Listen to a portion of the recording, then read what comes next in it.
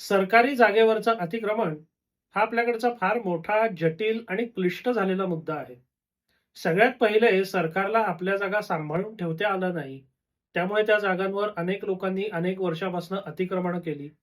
नंतर आपल्याकडची एकंदर व्यवस्था, त्यात आपण स्वीकारलेली लोकशाही आणि लोकशाहीमध्ये एक गठ्ठा मतदान किंवा वोट बँक या नावाकरता करावी लागणारी तडजोड, या आणि अशा अनेक कारणांमुळे सरकारी जागेवरचं सगळं अतिक्रमण निष्कासित करणं, काढून टाकणं, हे अगदी अशक्य नसलं तरी कठीण निश्चितपणे आहे. आणि या सगळ्याचा विचार करून अशी अतिक्रमणं नियमित करण्याचा निर्णय शासनाने जाहीर केलेला आहे. यामध्ये सरकारी जागेवरची काही अतिक्रमणं नियमित होणार आहेत, काही अतिक्रमणं नियमित होणार नाहीत. ही जी योजना आहे ती मुख्यतः निवासी अतिक्रमणं नियमित करण्याकरता आहे. त्यातही एका कुटुंबाचं संबंध राज्यामधलं एकच अतिक्रमण नियमानुकूल होणार आहे.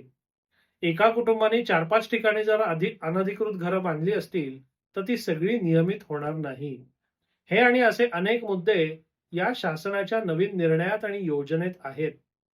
त्या निर्णयाची सविस्तर माहिती देणारा व्हिडिओ आज रात्री म्हणजे दिनांक 28 मार्च 2026 रोजी रात्री 9 वाजता प्रदर्शित होईलच.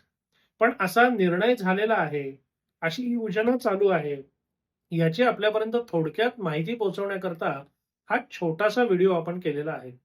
आपला सविस्तर व्हिडिओ प्रदर्शित झाला, की त्या अनुषंगाने त्या निकषांमध्ये जे लोक बसतायत, त्यांना त्या योजनेचा अवश्य लाभ मिळेल आणि त्यांनी त्या योजनेचा अवश्य लाभ घ्यावा. तुर्तास सरकारी जागेवरचं अतिक्रमण नियमानुकूल होणार आहे, नियमित होणार आहे, हे कायम ध्यानात ठेवा. हा व्हिडिओ तुम्हाला कसा वाटला? हा विषय तुम्हाला कसा वाटला?